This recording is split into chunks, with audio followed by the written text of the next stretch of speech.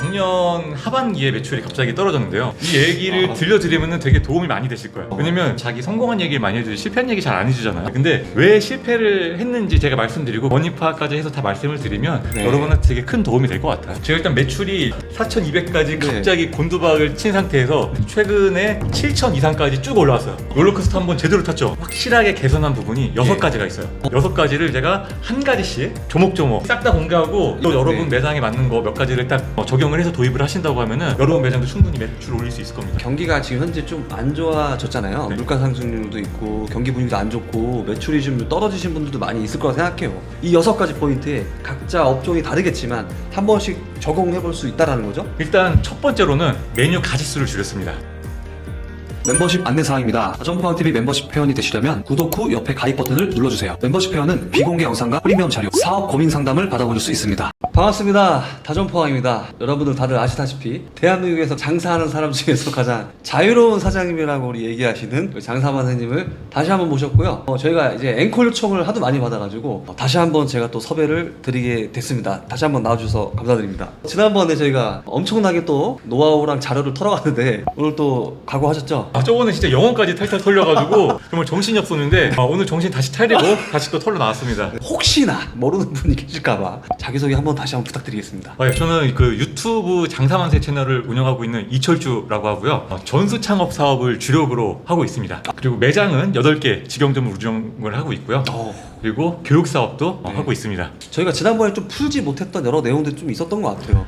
저번에 제가 집에 가려고 그러는데 살짝 아쉽더라고요. 지난번 내용을 좀 복귀해보면 이 전수 창업의 시장도 앞으로는 좀 더 활발히 돼야 되지 않겠냐, 그걸 선두적으로 지금 그걸 주도해 나가시고 있는데요. 우리 장사만 선생님이 그 전에 이제 나의 유부라는 걸 전수 창업을 하셨었고 이번에는 또 신동랩이라는 브랜드 전수 창업을 지금 하고 있는데 지금 현재 신동랩은 매출이 얼마나 나오시나요? 신동랩 수원대점 같은 경우에는 매출이 7천만 원 나오고 있고요. 역곡점 같은 경우에 5,500만 원 나오고 있습니다. 창업 비용이 사실 좀 적게 들어갔어요. 역곡점이나 수원대점이나 창업 비용이 다 1억도 채 들어가지 않았거든요. 1억이 안 들어갔다고 하는 건 그럼 소자본 창업 아닙니까? 거의 소자본 창업으로 저는 한 거죠. 만약에 이 신동랩이라는 브랜드를 전수 창업을 고려를 하고 만들었다 그러면 훨씬 더 많은 돈을 써서 창업을 하긴 했을 거예요. 그게 매출을 높이기가 편하니까. 근데 이거는 제가 처음에 만들면서 내가 그냥 내 브랜드 만들어서 내가 가성비 좋게 수익률을 가져가야지, 원금에서 빨리 가져가야지, 이런 생각으로 접근을 했거든요. 원금 회수를 권리금, 보증금까지 다 포함해서요, 1년 내에 할 수 있다, 초대박이다. 2년 내에 할 수 있다, 대박이다. 3년 내에 할 수 있다, 괜찮다. 3년이 지나서 원금에서 할 수 있다, 그러면 아쉽다. 5년이 걸린다, 실패했다. 그 정도로 생각을 하는데요. 이거는 다 풀 오토 운영 기준입니다. 어쨌든 초대박은 1년 안 했는데 신동랩 같은 경우는 또 역곡점에 전수 창업이 나갔잖아요.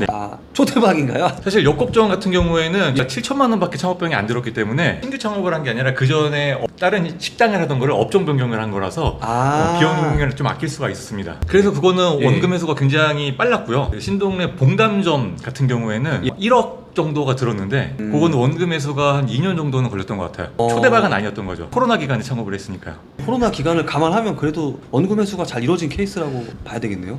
이번에도 역시 제가 망한 얘기를 더 안 물어볼 수가 없을 것 같습니다. 제 치부까지도 다 드러내는 게 저의 가장 큰 매력이라고 저희 구독자분들이 말씀해 주시더라고요. 그러니까 지금 개인 브랜드로 신동랩이랑 나의 유부를 창업을 하셨단 말이죠. 항상 성공하진 않았을 거 아니에요. 좀 실패, 망한 얘기도 좀 해주시면 좋을 것 같습니다. 제가 신동랩 3개점, 나이유부 2개점 해서 총 5개의 매장을 만들어 봤어요. 근데 신동랩 3개점 중에 2개점은 성과가 좋았어요. 근데 3호점이 이 얘기를 들려드리면 되게 도움이 많이 되실 거예요. 왜냐면 장사를 한 사람들이 다 장사를 잘해서 자기 성공한 얘기를 많이 해주지 실패한 얘기 잘 안 해주잖아요. 맞아요. 근데 왜 실패를 했는지 제가 말씀드리고 그 원인 파악까지 저는 또 정확하게 하고 있단 말이죠. 그런 원인 파악까지 해서 다 말씀을 드리면 여러분한테 되게 큰 도움이 될 것 같아요. 어쨌든 같은 시행착오를 반복하지 않고 계속 문제를 더 잘 해결하는 포인트로 업그레이드 시키는 게 중요한 게 아니겠습니까? 그렇죠. 그래서 제가 신동네 3호점 호매실에다가 만들었어요. 호매실은 신도시 상권입니다. 거기에서 제가 한 1억 5천 정도 들여서 창업을 했는데 처음에 매출이 잘 나왔어요. 평수는 20평이었는데요. 일 매출로 치면은 330만 원까지 나왔던 것 같고요. 엄청 잘 나왔네요. 월 매출로 치면은 그냥 꾸준히 5천만 원 이상, 예. 5천에서 6천이 꾸준히 나왔어요. 괜찮은데요? 저는 나이유브나 신동랩 이런 브랜드들을 만들고 제 매장을 운영하면서 계속해서 잘 되고 있었던 거죠. 매출이 또 다 점점 올라갔었거든요. 그런데다가 신동랩 3호점까지 예. 차렸는데 잘 예. 되니까 이게 올라가지 않습니까? 내가 하면 다 잘 되는 거야. 네. 당연히 잘 되는 거야라는 전제가 깔리기 시작했어요. 네. 내 머릿속에서 생각나는 아이디어는 다 옳은 아이디어야. 거기까지 간 거죠. 조금 아쉬웠던 부분이 객단가가 조금 낮았어요. 예. 조금 메뉴의 가격이 높으면은 우리가 네. 매출을 더 높일 수 있겠다라는 생각이 들었던 거죠. 그러면 결제 단가가 한 어느 정도? 보통은 한 네. 분당 15,000원 정도일 수 있을 것 같아요. 네. 매출을 올리기 위해서 가장 쉬운 방법이 뭐겠어요? 판매 가격을 올리면 되잖아. 왜냐면 우리 손님은 그대로일 거고 판매 가격이 높아지면 당연히 객단가가 올라가겠죠. 네네. 라고 생각을 네. 한 거지. 결국엔 잘못된 생각이었다는 게 정말. 밝혀졌지만 네. 그렇지만 저는 그때는 되게 심오한 저만의 생각을 가지고 또 있긴 있었습니다. 네. 그냥 단순하게 메뉴 가격을 오.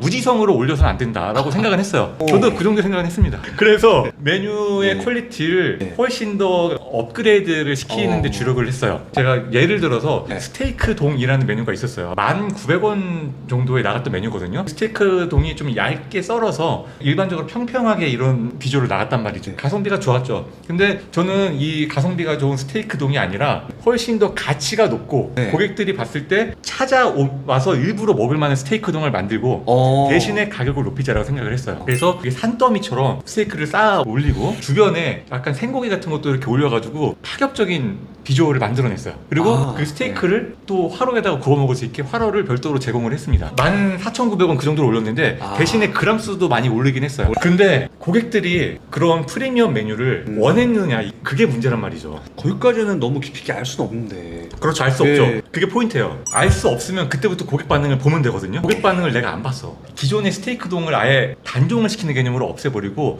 새롭게 뭐 화로 스테이크 동 이런 식으로 약간 이름을 새롭게 만들어서 새로운 메뉴를 내고 그런 메뉴를 몇 개 냈어요. 카이센동도 있었고요. 몇 가지 메뉴를 리뉴얼을 해서 쫙 비싼 메뉴로 놓고 기존에 있던 뭐 8,000원, 9,000원 이런 메뉴들은 빼버렸어요. 그렇지만 저는 자신이 있었죠. 이런 프리미엄 메뉴들을 일부러 찾아와서 먹게 만들 수 있다라고 생각을 했던 거예요. 딱 사진만 봐도 예전 메뉴랑 지금 리뉴얼한 메뉴랑은 완전히 퀄리티가 다른 게 느껴지거든요. 그거 자체로 틀렸다는 건 아니에요. 근데 고객들이 오셔서 이런 얘기를 하기 시작했어요. 예전에 그 메뉴 왜 없죠? 왜 비싸졌죠? 왜 싼 메뉴 없죠? 그게 첫날에만 여러분이 그런 말씀을 하셨고요. 결정적인 걸 말씀드릴게요. 내 팀이 그냥 돌아가셨어요. 제가 보고를 받고 그 점장에게 이렇게 얘기를 했습니다. 가실 분들은 가셔야지. 그리고 우리는 새로운 고객을 불러드리면 돼. 요 결을 좋아하는 고객으로 다시 우리가 그렇죠. 물갈이가 한번 돼야 된다. 우리의 가치를 인정해주는. 근데 이거는 장사를 하실 분들도 사실 이거 알긴 좀 어려운 것 같아요. 이게 예. 중이 제 머리 못 깎는다고 저에게 컨설팅을 받으러 오신 분이 이런 상담을 예. 했다 그러면은 예. 제가 올바른 상담을 해드렸을 거예요. 근데 내가 하면 다 잘할 수 있다라는 전제가 깔린 다음에 예. 제가 좀 자만심이 약간 생겼던 거죠. 가실 분들은 가셔라. 새롭게 불러드릴 수 있잖아. 예. 라고 했죠. 근데 시간이 지나면서 가시는 분들은 가셔서 매출이 많이 빠지기 시작했어요. 5천만 원대였던 매출이 3천만 원대로 빠졌으니까 진짜 심각한 거였죠. 근데 그 상황에서도 저는 불러드릴 수 있다고 생각을 했어요. 근데 못 불러드렸어요. 왜 못 불러드렸냐면은 그 상권 자체가 불러드릴 수가 없는 상권이에요. 동네 상권이란 말이에요. 그러면 동네 상권에 맞는 장사를 해야 되는데 저는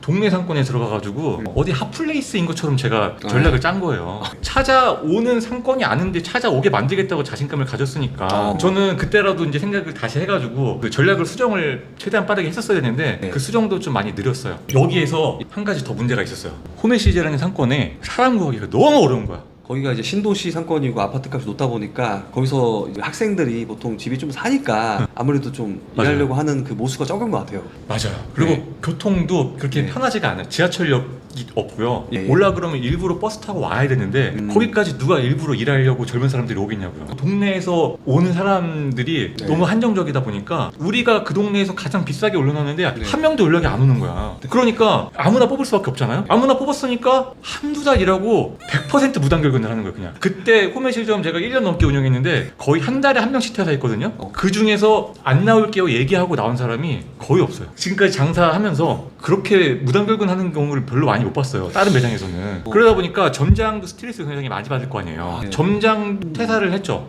그러니까 제가 그 지점에다가 다른 저희 에이스 직원을 갖다 넣었죠. 근데 그 에이스 직원은 아직까지 경험이 풍부한 직원은 아니었어요. 네. 경험이 없는 신규 점장을 꽂아놓다 보니까 이 점장이 멘탈이 완전 나가버린 거죠. 그러다 보니까 매장이 퀄리티가 유지가 안 되죠. 지금 이 매장 운영하는 곳조차도 쉽지가 않고 빨리 치우고 싶고 그런 와중에 이거를 개선을 해서 매출을 올리겠다 이런 마인드가 저도 그렇지만 우리 직원들한테도 생기질 않는 거예요. 그래서 야 이거 신도시 상권에서 창업할 때 이거 직원들 문제 있을 수 있다 이 생각이 그때 좀 많이 들었어요. 결론적으로 1년의 과정을 겪으면서 정말 크게 깨달은 게 있습니다. 장사는 고객들이 원하는 걸 해줘야 된다. 너무 나만 믿고 내 기술을 발휘하려고 했었는데 그 상권에서 거기에서 우리 매장을 찾는 고객들이 원하는 게 있을 거란 말이에요. 그분들이 원하는 걸 내가 해드려야지. 내가 원하는 걸 넣고 찾아와라라고 생각하는 건 좀 자만심이었던 것 같아요. 아, 실제로도 근데 장사 실력이 제일 많이 늘 때가 매출이 급감했을 때라고 합니다. 네. 장사가 안 되는 그 시점에 대부분은 또 여기서 더 나락을 가거나 떨어진 상태에서 유지만 하지만 어떤 분들 여기서 이제 이걸 극복해내는 자기만의 문제 해결력을 찾아가잖아요. 공부를 그렇죠. 해나가면서 우상향 시킨 사람들이 이제 장사 실력이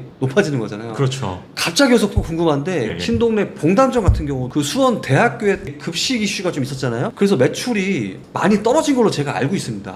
여러분들 장사만 선생님 오시면 좀 괴롭히고 싶어 자꾸. 이게 작년 하반기에 매출이 갑자기 떨어졌는데요. 첫 번째로는 봉담 2지구라는 거의 신도시급의 지구가 생겨버렸어요. 12,000세대가 들어갔거든요. 그러면서 거기에 새로운 상권이 형성된 거예요. 그러니까 기존에 있던 수원대 상권이라든가 봉담 1지구 상권이라든가 거기에서 일부러 찾아와서 식사를 하셨던 고객들이 봉담 2지구로 싹 다 가기 시작했죠. 새롭게 만들어진 신도시니까 네. 거기에 좋은 브랜드가 많을 거 아니에요. 봉담 맛집 이렇게 쳐보면은 다 상위권에는 그 봉담 2지구 맛집만 올라와 있는 상태가 된 거예요. 수원대학교 학생들만 저희 봉담점에 오고 나머지 찾아오는 고객들은 싹 다 2지구 쪽으로 일단 가고 보게 된 거죠. 학생뿐만 아니라 그런 진짜 어머님이라든가 가족 단위, 직장인 이런 사람들도 일부러 찾아왔었거든요. 그럼 매출이 어디까지 떨어지신 거죠? 원래는 이제 6, 7천까지 나왔었는데 4,200까지 떨어졌어요. 아, 대학교 앞에서 5천 넘기가 쉽지 않은데 6, 7천까지는 진짜 잘 찍으신 건데. 네, 엄청 심각했던 게 원래 학기 중에 줄을 안 서는 날이 없었어요. 줄 서는 맛집이었는데 점심에 고객이 4분의 1 토막이 난 거예요. 4분의 1 토막이 나서 고객들이 반도 안 차 있는 모습을 보니까 이거는 진짜 위기감이 굉장히 크게 느껴지죠. 더 심각한 문제가 생겼던 게 그 수원대학교에 학식이 엄청 크게 들어왔어요. 6,000원인데 엄청 푸짐하고 맛있게 나오는 거지. 가성비를 찾는 수원대 학생들은 싹 다 급식을 이용을 하게 됐고요. 조금 일부러 찾아와서 먹는 동네 고객들은 다 봉담 2집으로 간 거예요. 그래서 수원대학교 밥집이 다 작살이 났어요. 매장 중에서 프랜차이즈 가맹점도 하나 제가 하고 있거든요. 프랜차이즈 가맹점 그거는 회복 불가예요. 그래서 제가 그 상황에서 이거를 망하게 둘 수는 없으니 이번에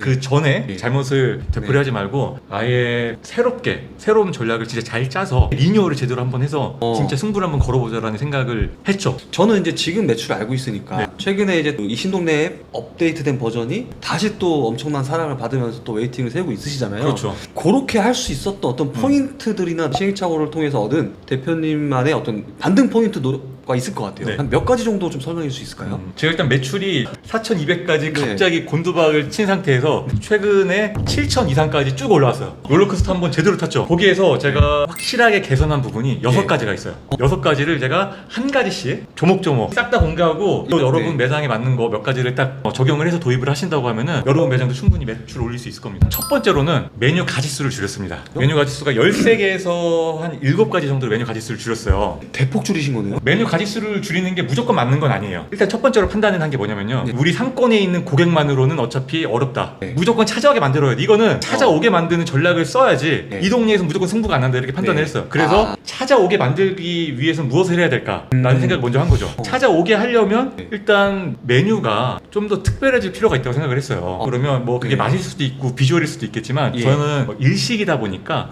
조금 더 비주얼 쪽에 치중을 합니다. 그래서 음식의 비주얼을 높이고 두 번째로는 서비스의 퀄리티 이런 것들을 늘리기 위해서는 내가 메뉴가 13가지로는 힘들다라고 판단을 한 거죠. 좀 더 핵심 메뉴들에 더 집중해서 퀄리티를 높이자. 맞아요. 한 개를 만들더라도 특별한 메뉴를 만들자 이렇게 접근을 한 거예요. 여기서 갑자기 궁금한 게 우리가 호매실 신동네 맥이 가격적인 거를 그때는 네. 올렸었잖아요. 그렇죠. 지금 그럼 이번에는 그때의 시행착오를 되풀이지 않고 가격을 좀 그대로 유지하면서 올리신 건가요? 그렇죠. 그때 실수를 되풀이했으면 이제 내가 사람이 아니지. 아. 그래서 두 번째로 네. 가성비를 높이는 선택을 한 겁니다. 가성비를 높이는 방법이 두 가지가 있죠. 메뉴의 가격을 낮추는 방법, 그리고 그 메뉴의 원가를 높이는 방법. 그렇죠. 저는 메뉴의 가격을 낮추는 방법은 가급적이면 쓰고 싶지 않았어요. 그러면 이제 매출이 떨어질 수가 있으니까. 예. 그래서 메뉴의 가격은 그대로 놔두되 네. 메뉴의 퀄리티를 높이는 쪽으로 접근을 했습니다. 예를 들자면 원래는 예전에 예. 공깃밥이 나갔어요. 예. 공깃밥 하나라도 특별하게 나가보자라는 생각으로 그 연구소 컨셉이기 때문에 연구 소보로등이라는 메뉴명을 예. 붙이고 예. 그거를 공깃밥 대신에 나가기 시작했습니다. 아. 비주얼적으로 되게 예뻐요. 반은 소고기 민치가 있고요. 예. 반은 계란 스크램블이 있고 그 가운데에는 초생강이 있어요. 그래서 보면은 이게 뭐야라는 생각을 무조건 가질 수밖에 없는 비주얼이에요. 가격은 지금 어떻게 나가는 거예요?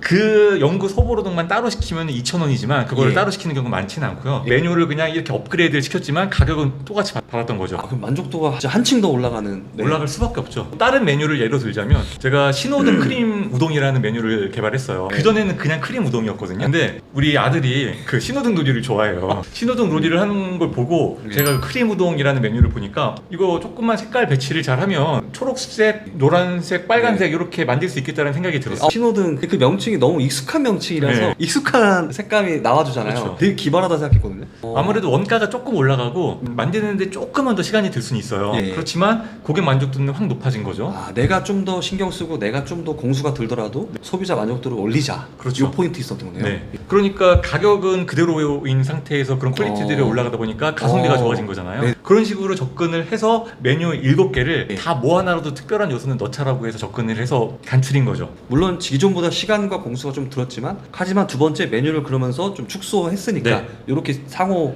보완이 내부적으로 됐겠네요. 그렇죠. 네. 그리고 그 다음에 네. 제가 조리 시간을 단축을 했어요. 좀 전에 말씀하셨던 것은 네. 조리 시간이 조금 더 늘어날 수 있을 정도로 정성이 들어간다는 뉘앙스로 예. 제가 말씀을 드렸잖아요. 맞아요. 근데 오히려 조리 시간을 진짜 파격적으로 단축을 시키는 장치들을 몇 개 깔아놨습니다. 저는 이거 너무 듣고 싶은 얘기 중에 하나였어요. 왜냐면은 처음에 우리가 이런 특별한 메뉴를 만들고 남들이 하지 않는 거에 대한 내가 메뉴를 개발하는 거잖아요. 그럼 어쨌든 간에 대중적으로 나와 있는 메뉴가 아니니까 뭔가 재료가 더 들어가거나 모양이 더 특별해지거나 하니까 공수가 들어갈 수밖에 없단 말이에요. 저는 그때 그런 메뉴를 개발한 이후에 중요한 건 이제 효율을 잡아라 한 달 안에. 이걸 제가 진짜 엄청 강조를 많이 하거든요. 네. 근데 지금 딱 그 얘기가 나오셔서 어떻게 그럼 그 조리 시간을 단축했는지가 갑자기 더 궁금해졌습니다. 가장 파격적으로 단축시켰던 것은요, 프리미엄 돈가스를 팔았어요. 그게 조리 시간이 10분 정도 걸립니다. 프리미엄 돈가스 없애버렸어요. 굉장히 가감한 선택을 한 거고요. 대신 제가 왜 없앴냐면은 프리미엄 돈가스라는 거는 이미 평범한 메뉴가 돼버렸어요.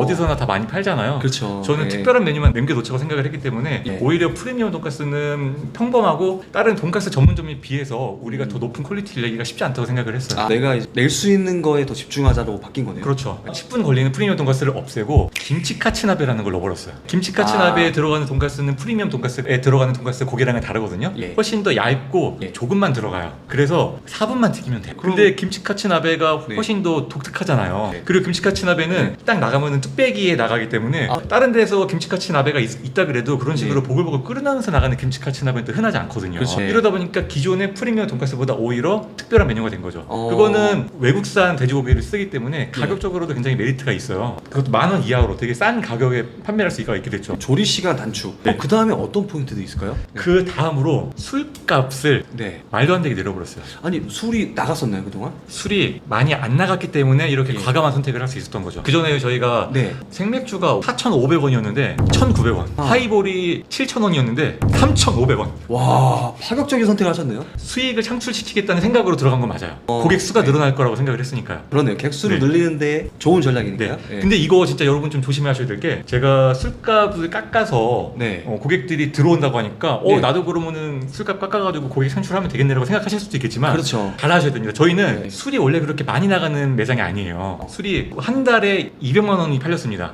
한 달에 200만 원이요? 예. 그럼 많이 팔린 거 아닙니까? 근데 200만 원에서 저희가 수익이 남는다고 해도 뭐 100에서 150만 원 남을 거 아니에요. 그렇죠. 그 매장에서 나오는 수익 자체가 1,500 정도 수준이기 때문에 100에서 150 다 버려도 돼 사실. 네. 조건은- 매출을 늘리기 위해서 네. 내가 오히려 그 손님의 수익은 원가로 내가 더 손님한테 돌려준다. 그런 식으로 접근을 네, 한 거죠. 네, 네. 그리고 맥주 1,900원으로 하고 하루 3,500원으로 해도 네. 의외로 많이 남아요. 원가율 50%가 넘어가지는 않습니다. 네. 이거는 제가 판단을 했을 때 거의 밑조합 원전이라고 생각을 한 거예요. 최대 리스크는 100만 원이다 예. 라고 생각을 한 거죠. 그러니까 한마디로 내 매출 대비해서 내가 매출 원가율이 뭐 35%다 하면은 저는 한 3% 정도는 좀 지금은 돌려줘야 될 시점이라고 좀 보고 있거든요. 네. 어떤 식으로든 뭐 찌개를 서비스를 더 주든 이런 식으로 주류에서 좀 내가 좀 더 돌려주든 예, 이렇게. 요즘 트렌드가 확실히 예. 저가를 원하는 고객들이 많아졌거든요. 예. 저도 그래서 예. 나이우브라는 브랜드도 예. 그렇게 가격을 가성비를 더 주는 전략으로 바꿔서 지금 예. 민연을 좀 했어요. 맞아요. 그렇다고 우리 주력 메뉴 가격을 떨어뜨릴 수는 네. 없으니까. 네. 그러니까 오히려 더 주는 전략, 돌려주는 환원 전략으로. 네. 제가 또 가격을 할인을 해야 된다 그래가지고 그냥 무지성으로 또 깎아줘 버리면 안 돼요. 무지성으로 깎는 것만큼 전 나쁜 건 없다고 생각하거든요. 예를 들어서